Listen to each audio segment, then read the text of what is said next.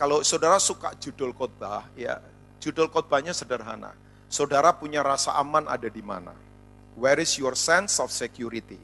Saudara punya rasa aman ada di mana? Ini yang saya renungkan beberapa minggu terakhir ini dalam hidup saya.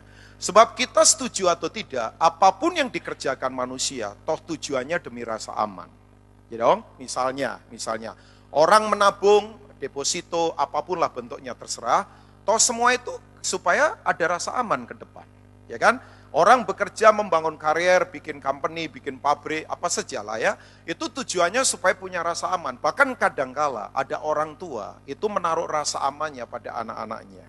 Supaya nanti ke depan kalau anak-anaknya besar bisa memberi rasa aman bagi dirinya. Ada orang yang juga merit, cari rasa aman juga. Dia berharap dapat suami yang memberi rasa aman pada dia. Ya kan? Tapi kadangkala kenyataannya enggak loh. Kadangkala ada pria yang justru cari rasa aman dari istrinya. Ada juga itu ya.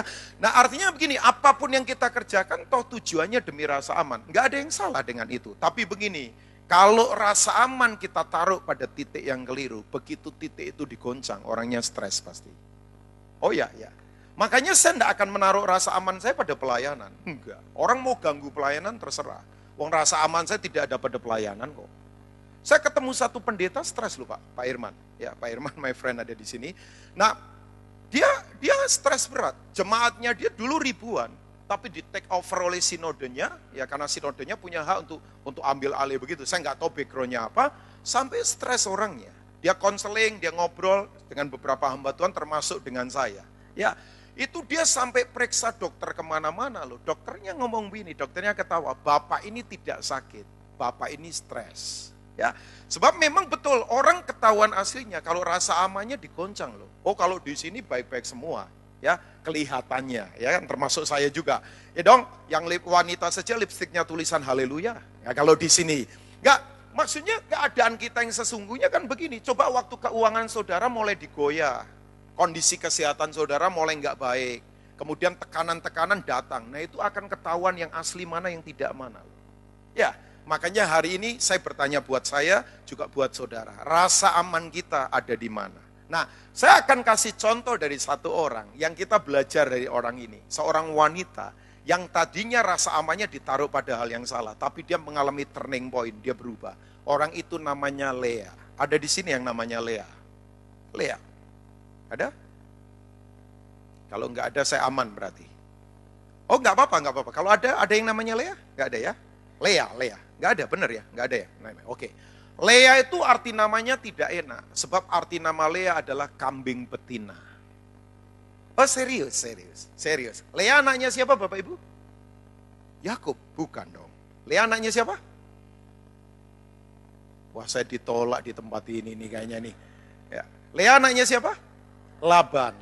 Laban punya anak ada dua ya. Yang pertama Lea, yang kedua Rachel atau Rahel. Rahel lebih cantik daripada Lea. Oh ya, Lea itu tidak cantik. Matanya cenderung mau buta dan tidak bersinar. Kasihan Lea itu.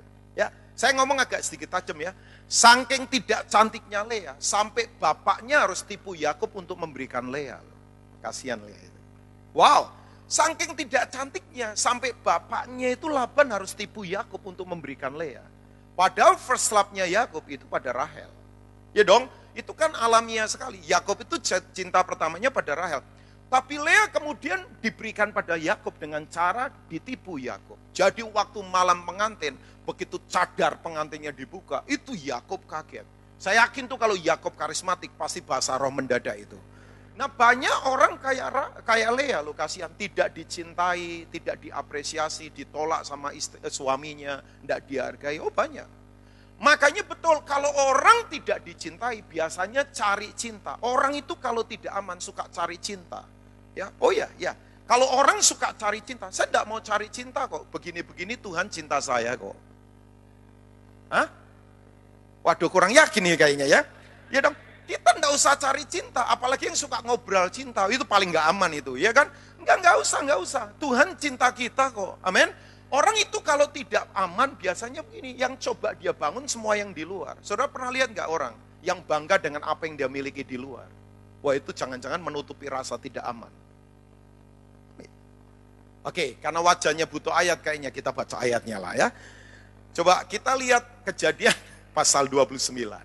Ayat yang ke-31 sampai ayat yang ke-35. Tapi kita akan belajar dari orang ini. Saya diberkati dengan Lea ya. Tapi saya pertama kali merenung tentang ini, saya menangis loh. Kasihan Lea itu ya. Wow, kasihan. Tapi kita belajar dari orang ini. Ketika Tuhan melihat bahwa Lea tidak dicintai, dibukanyalah kandungannya, tetapi Rahel mandul. Lea mengandung lalu melahirkan seorang anak laki-laki dan menamainya Ruben, nggak pakai ong. Kalau ya, ong berarti saya ya, tapi saya termasuk anaknya Lea loh ternyata ya. Kasihan juga ibu saya ya. Oke. Lea mengandung melahirkan anak laki-laki namanya Ruben, sebab katanya sesungguhnya Tuhan telah memperhatikan kesengsaraanku. Sekarang tentulah aku akan dicintai oleh suamiku. Coba saudara, alasan dari dia melahirkan sesuatu di luar, dia berharap dari sesuatu itu dia dapatkan rasa aman. Kenyataannya enggak.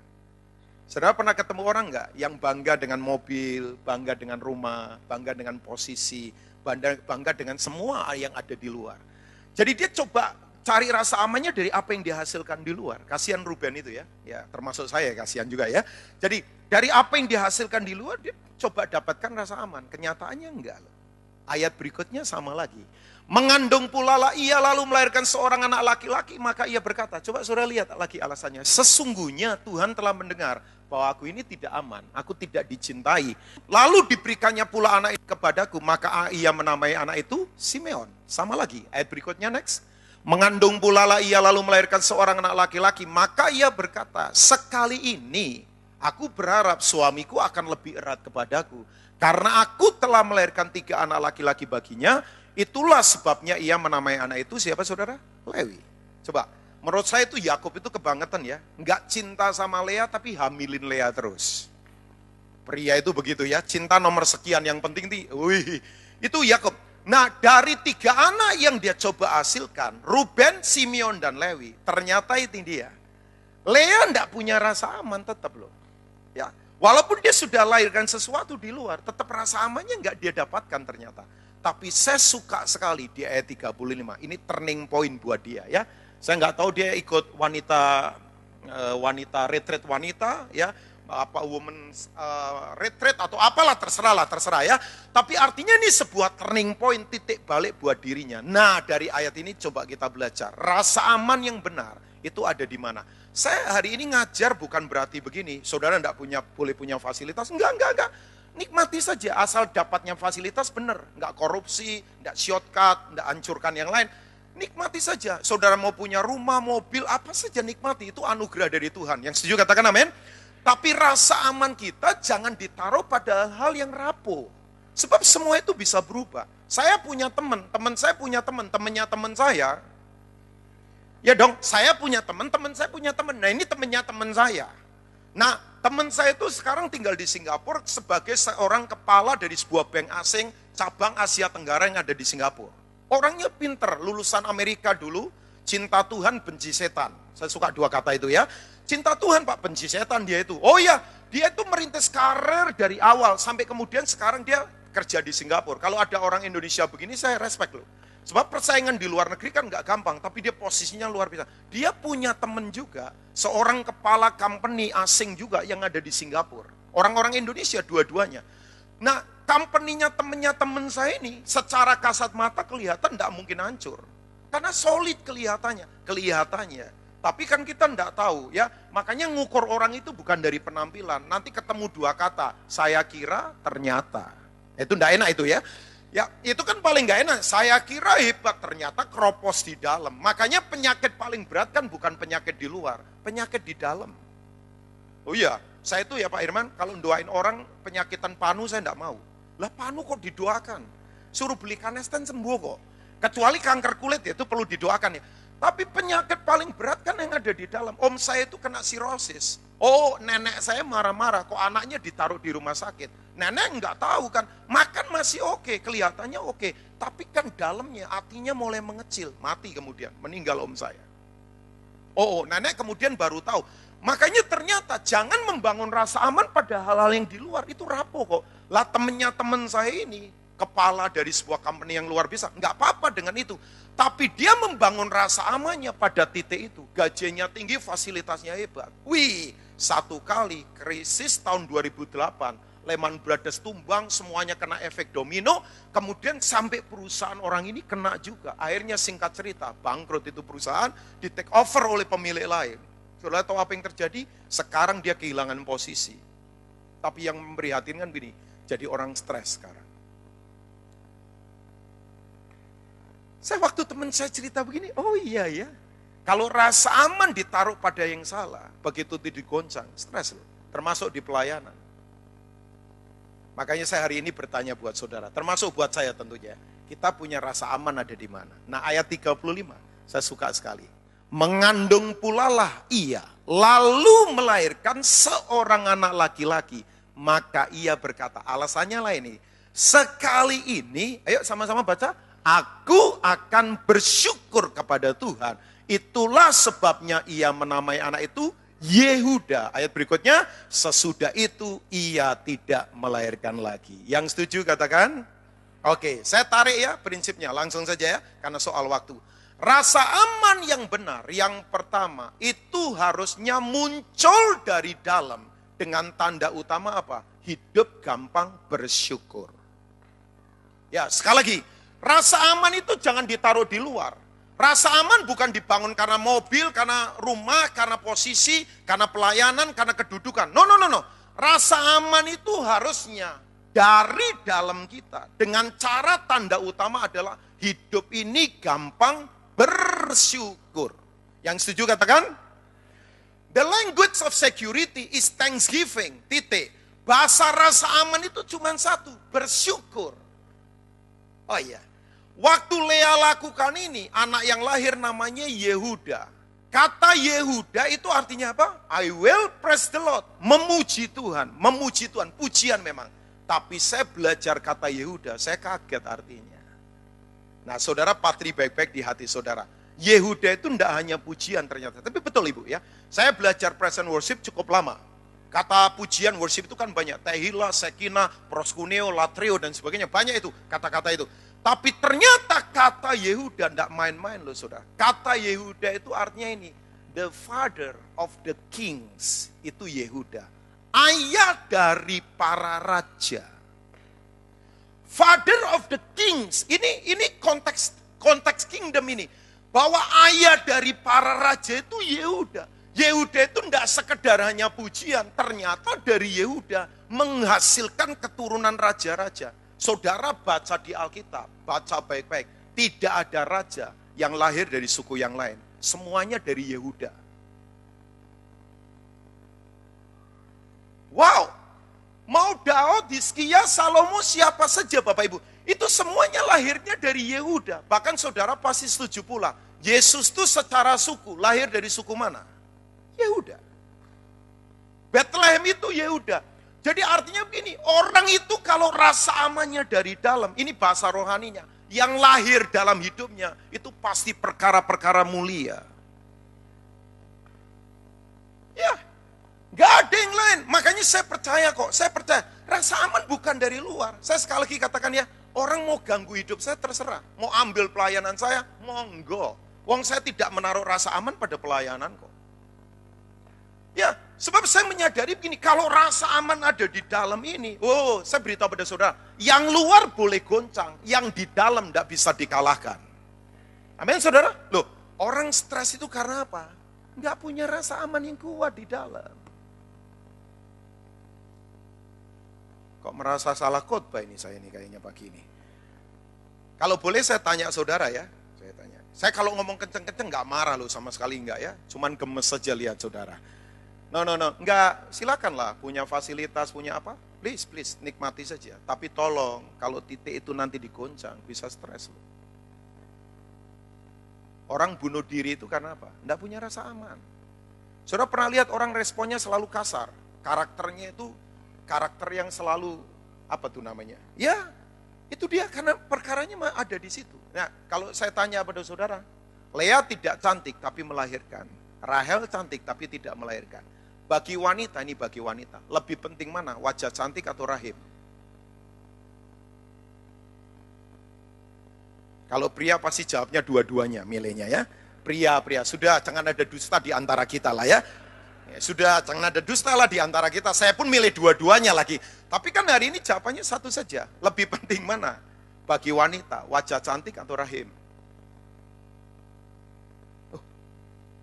Wah ini belum pada pulih nih kayaknya. No, sudahlah, sudah tahu ya. Bagi wanita lebih penting rahim daripada sekedar wajah. Pak Rubin kok berani ngomong begitu? Saya ngomong apostolik, saya ngomong talking about spirit ini. Dengar ini baik-baik umat Tuhan. Rahim itu tempat penting, karena kalau rahim tidak melahirkan, bumi akan punah. Sebab multiplikasi kehidupan itu munculnya pada rahim, bukan wajah. Sayang ya, sekarang ini orang lebih ngurusin aksesoris luar, sementara dalamnya tidak menghasilkan apa-apa.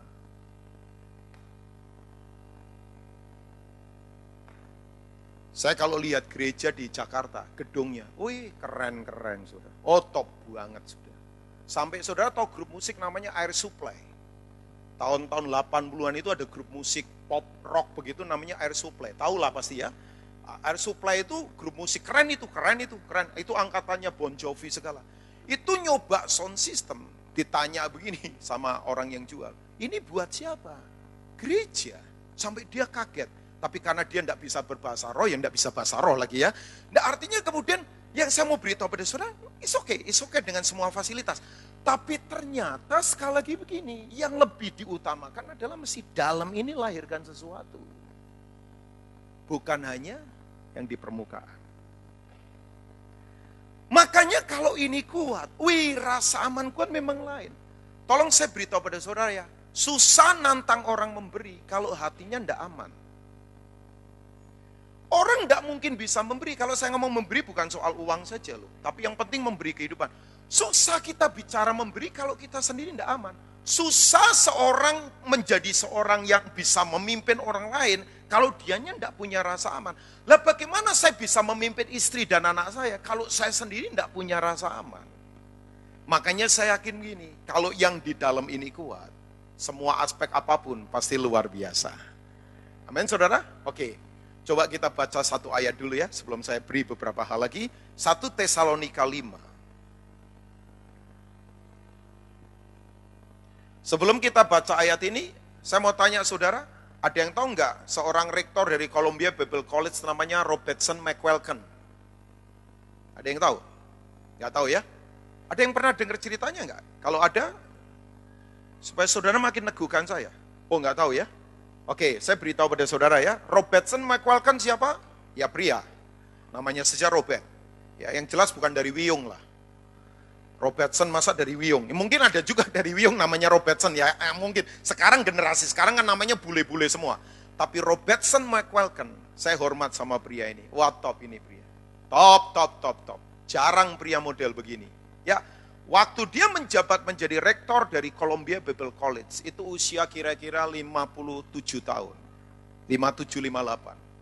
Waktu dia baru menjabat beberapa saat, karena menggantikan posisi ayahnya, mendadak sontak, ujuk-ujuk tiba-tiba. Mendadak sontak, ujuk-ujuk tiba-tiba. Suddenly, seketika itu juga, mak jegagik. Nah itu, bahasa profetik itu ya. Tiba-tiba mendadak sontak, ujuk-ujuk, istrinya sakit. Dan waktu diperiksa oleh dokter, itu terjadi kelumpuhan di otaknya dia, namanya Alzheimer. Oh, itu penyakit gak gampang itu, Alzheimer. Saudara tahu apa yang terjadi? Alzheimer itu sudah tidak ingat siapa-siapa. Dia kemudian sedihnya luar biasa, tapi ini yang dia lakukan. Dia kumpulkan boardnya di universitas itu, pengurusnya, dia ngomong begini, istriku kena penyakit berat, dan saya putuskan begini, saya turun dari rektor. Mereka kaget semua. Kamu turun dari rektor buat apa? Jawabannya luar biasa. Saya mau rawat istri saya. Itu karirnya dia lagi dalam kondisi top itu. Saya mau rawat istri saya. Boardnya ngomong begini. Enggak. Udah enggak, buat apa kamu rawat istrimu? Kamu rawat istrimu, toh istrimu enggak akan kenal kamu. Cari saja perawat 2 gantian rawat istrimu. Toh istrimu tidak kenal kamu. Kan logik itu masuk akal. Buat apa kamu rawat istrimu, toh istrimu tidak kenal kamu. Tapi jawabannya luar biasa. Istri saya tidak kenal saya, enggak apa-apa. Yang penting saya kenal istri saya. Keren itu. Langka pria begini, langka. Wong kadang-kala belum Alzheimer saja mengalzheimerkan diri, coba bayangkan. Lupa istrinya siapa kan. Lupa kalau sudah, no. Ini cerita saya enggak main-main, this is true story loh. Jadi dia berkata, enggak, istri saya enggak kenal sama saya, enggak apa-apa. Yang penting saya kenal istri saya. Loh orang itu kalau enggak punya rasa aman, mana mau begitu saudara. Posisinya lagi hebat. Dia memilih pelayanan yang tidak kelihatan. Singkat cerita, dia rawat istrinya. Saudara tahu bertahun-tahun itu perjalanan yang tidak gampang. Wih ceritanya itu kalau saya baca, saya sampai menitikkan air mata. Sampai istri saya peluk saya dan berkata begini, ya jarang ya pria begini sayang. Ya salah satunya yang ada di pelukanmu. Ya mumpung berdua kan begitu ya. Ya maksudnya saya mengasihi dia dengan segenap hati lagi ya. Tapi artinya iya, kasihan ya. Orang kalau ini aman, orientasinya hidup ini, saya beritahu pada saudara, orang kalau ininya aman, orientasinya hidup itu ada sesuatu yang lebih berguna daripada hidupnya sendiri, yaitu kehendak Allah.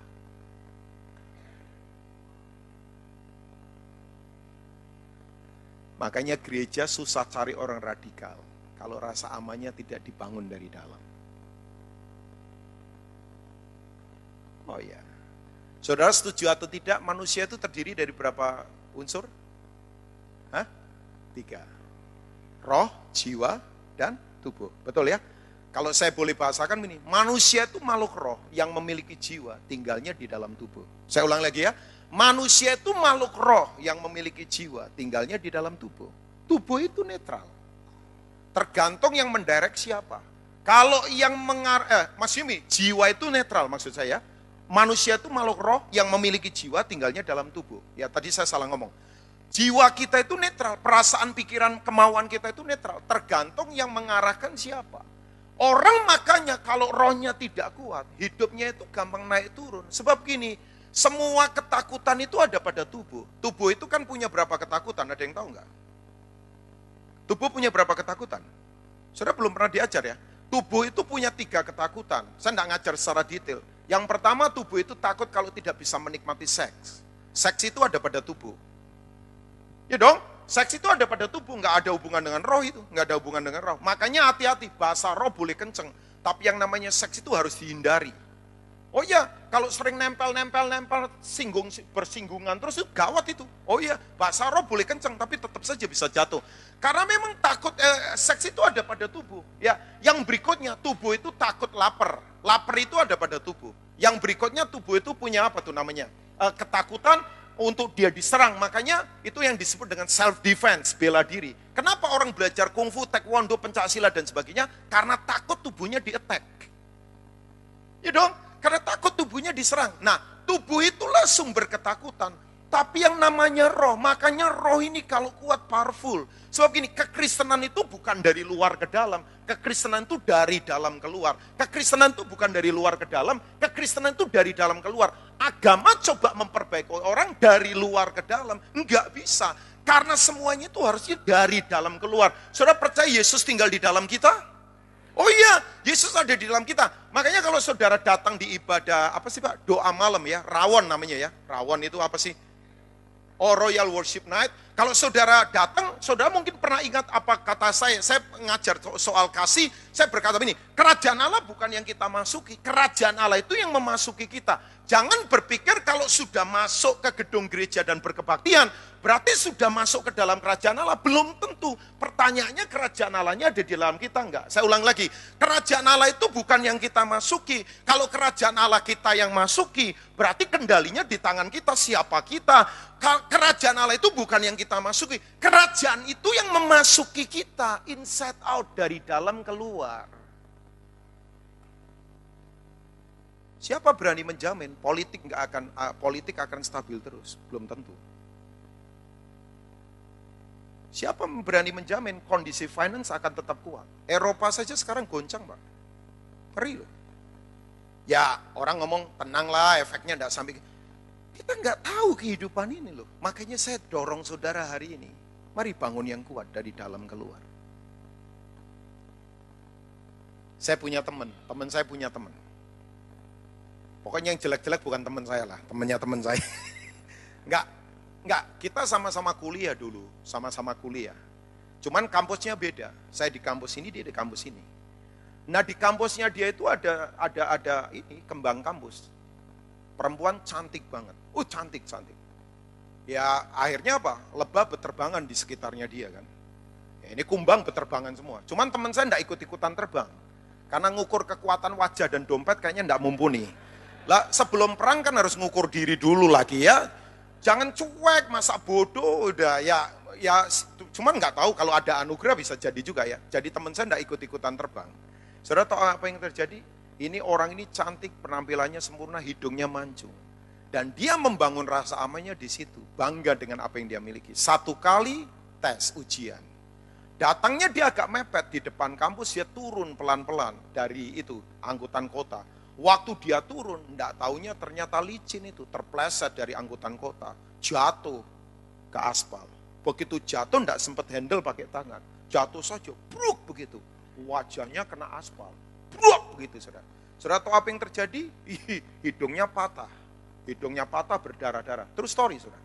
Singkat cerita enggak jadi ikut ujian, karena hidungnya patah berdarah-darah. Dibawa ke rumah sakit, akhirnya singkat cerita dioperasi di rumah sakit. Cuman operasinya nggak terlalu sempurna, hidungnya berubah. Lah hidung itu kalau berubah, wajah pasti berubah. Nggak usah dipraktekkan, pasti itu kok ya. Maksudnya pasti itu hidung berubah sedikit saja, wajah langsung berubah kok. Saudara singkat cerita apa yang terjadi? Sejak itu stres berat orang ini. Saudara tahu, nggak lagi ada di kampus, mengundurkan diri sebagai mahasiswi, ngurung diri di kamar. Tapi berita buruk yang berikutnya, 3 bulan kemudian, diketemukan gantung diri, bunuh diri. Waktu teman saya cerita ke saya, oh my God. Makanya saya katakan ini saudara, kalau ini yang di sini belum benar, susah. Oke, 1 Tesalonika 5, ayat yang ke-18. Mengucap syukurlah dalam segala hal. Sebab itulah yang dikehendaki Allah di dalam Kristus Yesus bagi kamu. Mengucap syukur dalam? Saya mengucap syukur bukan untuk keadaan saya yang sakit. Saya tetap bisa mengucap syukur walaupun dalam keadaan saya sakit. Saya mengucap syukur bukan untuk uang saya yang hilang, tapi saya tetap bisa mengucap syukur walaupun dalam keadaan uang hilang. Saya mengucap syukur bukan untuk keadaan anak saya yang sakit, bukan. Tapi saya tetap bisa mengucap syukur walaupun dalam keadaan anak kita sakit. Makanya bersyukur itu bukan perasaan, bersyukur itu keputusan. Ya, saya sekali lagi ulangi. Bersyukur jangan main perasaan, nggak bisa. Pak Rubin bisa bersyukur dalam tekanan, nggak bisa. Tapi saya putuskan untuk bersyukur, karena bersyukur bukan perasaan. Makanya bersyukur itu tidak ada hubungan dengan nyanyi-nyanyi praise and worship begitu. Itu ekspresi saja.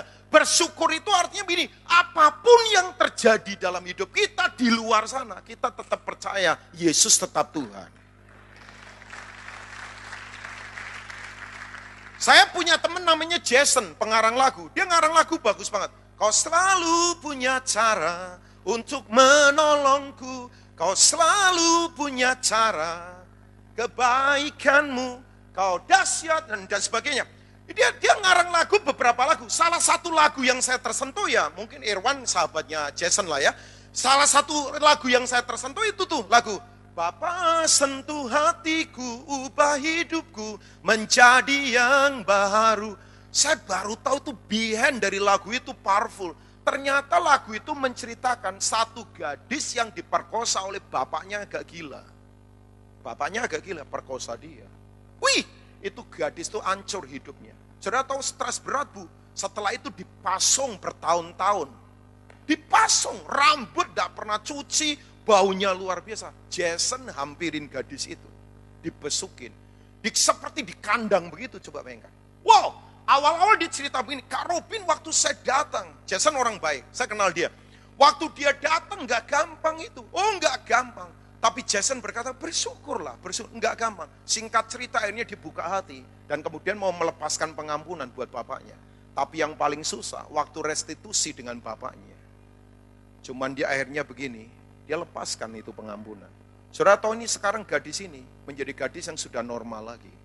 Dan mengalami pembaruan hidup yang luar biasa. Makanya sekali lagi masalahnya ada di sini kok. Saya liburan akhir tahun kemarin agak sedikit terganggu dalam tanda petik.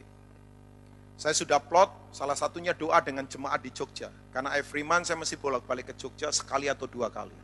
Untuk jadi support structure buat mereka. Pemuritan saya masih tetap jalan di Jogja. Saudara yang luar biasa begini. Itu kira-kira Natal kemudian menjelang tahun baru. Saya punya sahabat dekat, nah ini sahabat dekat saya, itu kira-kira setengah tahun sebelum Natal telepon saya, Kak Rubin, boleh nggak tolong dibantuin cari dokter terbaik di Jakarta? Saya tanya kenapa? Lah teman saya ini usianya di bawah saya 35 tahun, cuman punya 2 anak sudah. Yang pertama sudah kuliah, yang kedua SMP kelas 2. Dia sudah kuliah, anaknya karena nikahnya waktu di SMA. SMA kelas 1 sudah married ini teman saya ini. Jadi usianya masih di bawah saya, tapi anaknya sudah gede-gede, ada 2, laki-laki semua. Yang pertama namanya Israel, yang kedua namanya Yosua. Wih, imannya memang luar biasa. Di Indonesia punya nama anak Israel, itu tidak gampang loh saudara. Oh iya, itu butuh iman yang besar dan rasa aman yang kuat, coba saudara bayangkan. Cuman panggilannya tidak Israel, panggilannya Ica. Keren ya, Ica gitu ya. Yang kedua Yosua. Nah dia telepon saya begini, saya tanya kenapa? Iya, Yosua itu yang nomor 2, usia 15 tahun. Tiba-tiba kesehatannya drop. Hidup itu kadangkala tiba-tiba nggak kita bisa tebak loh. Matanya yang bulat itu, mata hitamnya itu melorot terus ke bawah. Begitu dicek oleh dokter mata, dia tiba-tiba minus 15. Telinga tiba-tiba tuli. Ngomong begini jarak sekian meter nggak bisa dengar. Harus didekatkan di telinganya. Disorientasi, kalau berdiri goyang, jalan nabrak-nabrak. Kalau tidur nggak diganjal bantal yang tinggi, nggak bisa tidur. Nggak ada apa-apa awalnya. Begitu di MRI, kaget.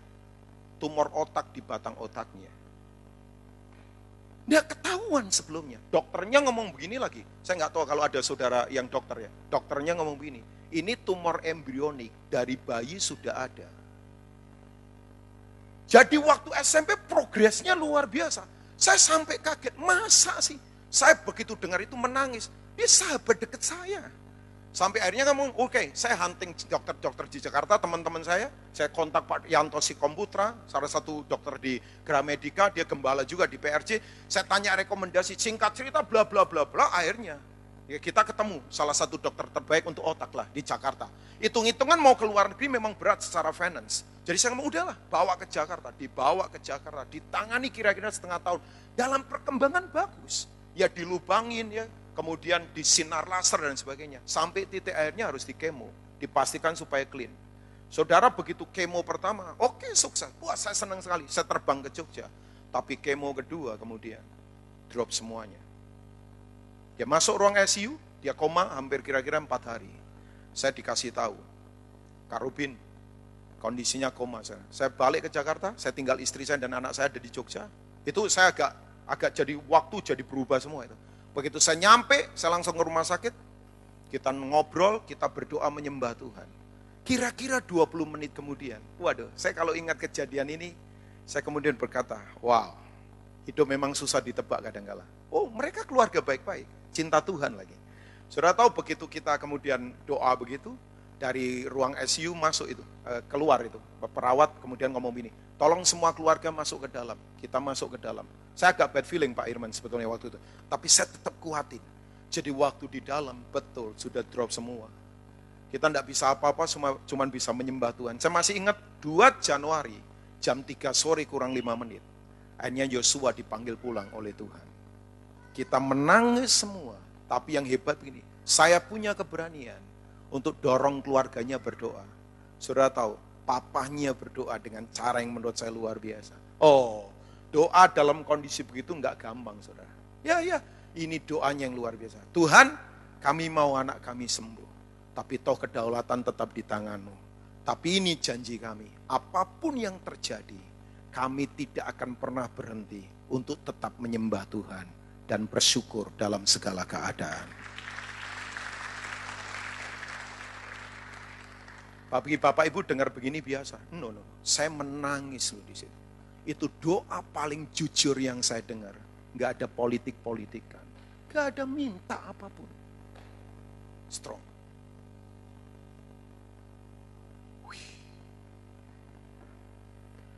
Sampai saya berkata, coba orang Kristen modelnya begini semua. Oh ya. Top. Oke, yang kedua sekarang. Saya selesai dengan yang kedua. Saudara mau punya rasa aman yang benar? Di dalam. Saya selalu cek yang di dalam. Kan manusia sebelum jatuh dari dalam dosa kan, pakaiannya kan dari dalam keluar ya. Setelah jatuh dalam dosa, manusia itu cara berpakaiannya dari luar ke dalam. Betul ya? Saya ulangi lagi ya. Manusia itu setelah jatuh dari dosa, setelah jatuh dalam dosa, itu kan pakaiannya dari luar ke dalam. Cara berpakaiannya kan dari luar ke dalam. Betul ya? Saudara kan tadi mandi terus ambil pakaian dari luar ke dalam tuh. Ya dong? Atau ada dari saudara yang begitu mandi langsung keluar dulu dari dalam keluar. Enggak ada ya.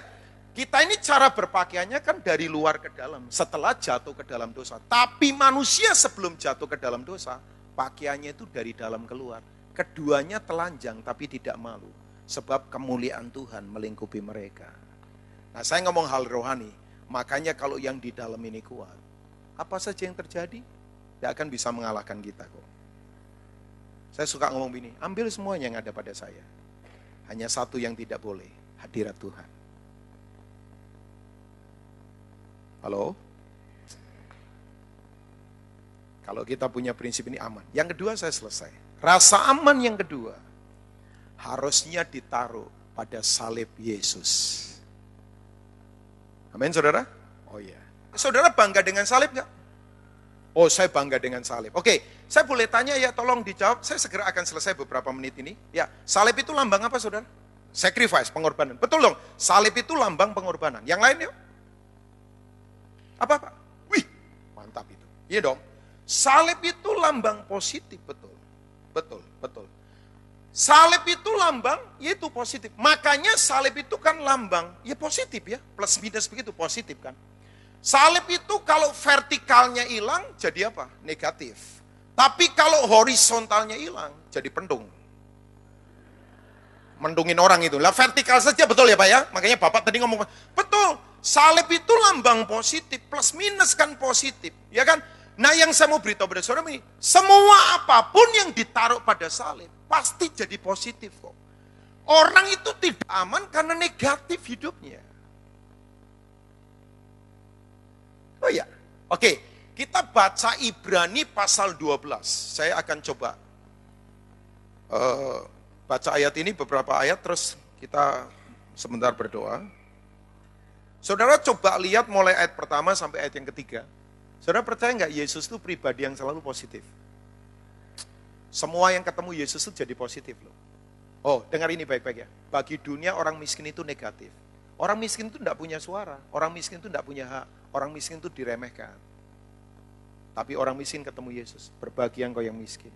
Engkau yang empunya kerajaan Allah. Positif. Saya bangga loh dengan Yesus. Yesus itu tidak pernah negatif. Ininya tidak negatif. Sikapnya tidak negatif. Makanya kalau ada orang Kristen ngakunya kenal Yesus. Tapi hidupnya negatif. Wah, jangan-jangan yang disembah Yesus Fernandes dari Amerika Latin. Di Amerika Latin kan banyak nama Yesus Fernandes juga kan maksudnya.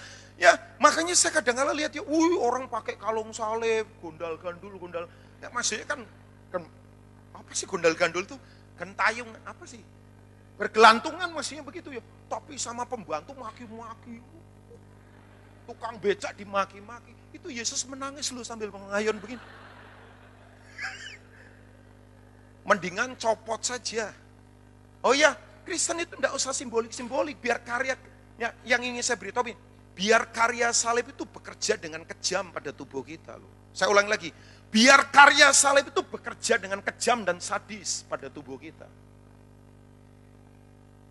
Pernah lihat orang suka ngeremehin orang, memandang sebelah mata pada orang lain. Waduh, negatif. Saya terima email dari istrinya Frankie Siombing, namanya Nova. Nova itu sahabatnya istri saya, Nova. Nova itu tiba-tiba kirim saya SMS, kirim saja. Saya ada di parkiran, begitu baca ketawa ngakak. Sampai tukang parkirnya bingung liatin saya. Itu lucu itu email. Jadi email itu, mungkin saudara pernah baca email ini. Ada seorang pria pergi ke Bali. Nah besok istri anaknya nyusul. Nah waktu dia harus ke Bali dulu kan ada meeting. Jadi kemudian nyampe Bali panas sekali. Selesai meeting, setelah selesai rapat, dia ke hotel di mana keluarga itu nginap. Besok istri anaknya nyusul ke Bali karena mereka mau liburan. Jadi waktu dia ada di hotel, dia cek-cek email kan. Setelah cek-cek email, dia kirim email ke istrinya. Ngomong begini, sayang aku sudah sampai di sini. Di sini panas sekali. Tapi enggak apa-apa, kan besok kamu mau dijemput. I love you suamimu. Dia kirim email ke istrinya. Enggak tahu kenapa, salah ngirim alamat emailnya. Nah email ini masuk ke seorang wanita yang hari itu suaminya baru dimakamkan karena mati. Kenapa saudara ketawa? Jadi begitu selesai pemakaman, wanita itu ngadem ke kamar kan, pulang ke rumahnya bersih-bersih diri. Setelah itu cek-cek email. Cek-cek email sudah menjelang malam begitu, dia cek-cek email.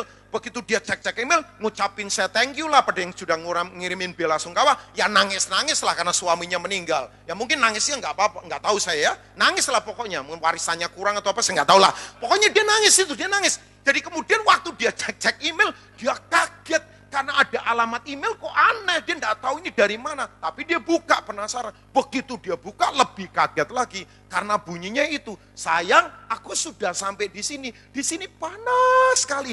Tapi nggak apa-apa kan besok kamu mau dijemput. Nah itu yang tidak enak itu. Itu langsung geblek itu wanitanya itu. Dia pikir suaminya kirim email dari neraka. Neraka itu panas banget. Cuman yang gak enak, besok kamu mau dijemput. Nah itu lebih gak enak lagi. Makanya saya ketawa ngakak, saya kemudian berkata, iya, semua yang negatif itu ndak aman. Garuk-garuk punggung, ada benjolan, langsung deg-degan. Wah tumor ini. Beberapa hari ndak sembuh-sembuh, tumor ini deg-degan. Begitu periksa ke dokter, jerawat batu salah tumbuh. Oh my God.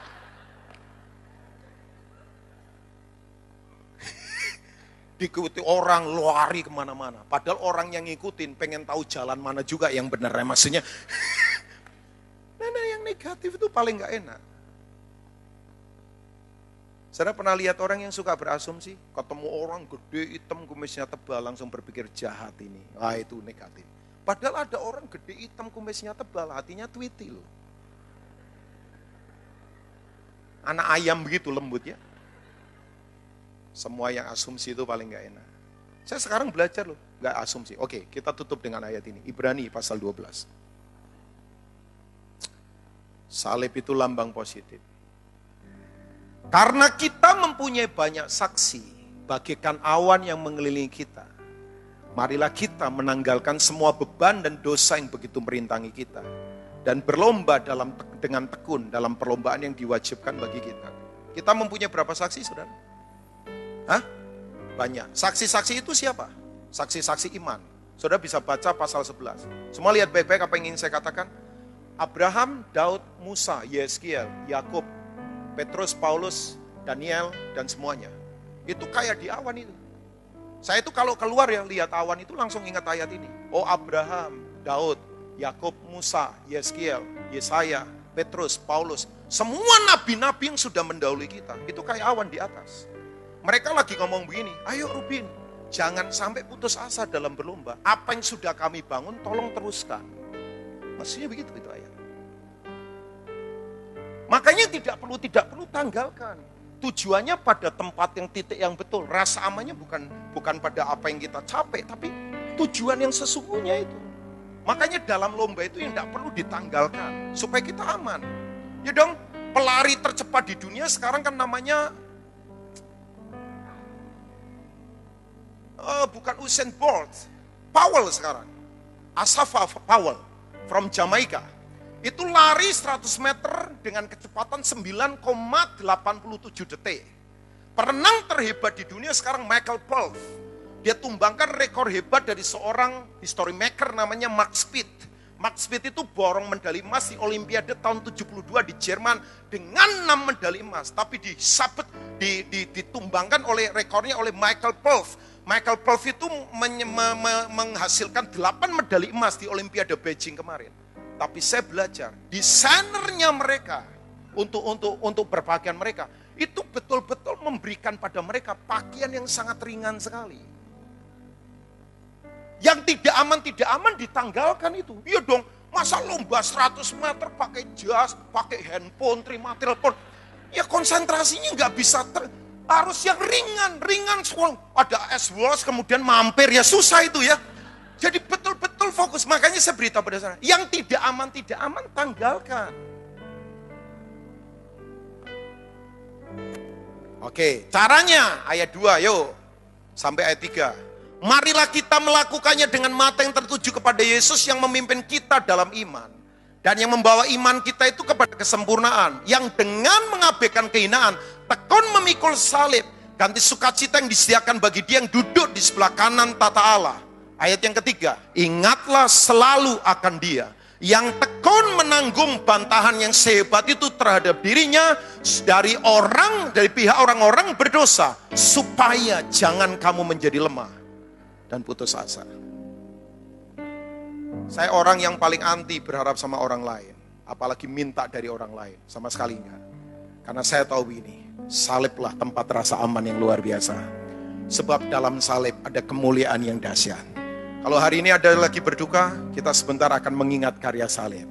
Karena ini tempat aman yang luar biasa. Tuhan memberkati saudara. God bless you all. Mari kita bangkit berdiri bersama-sama.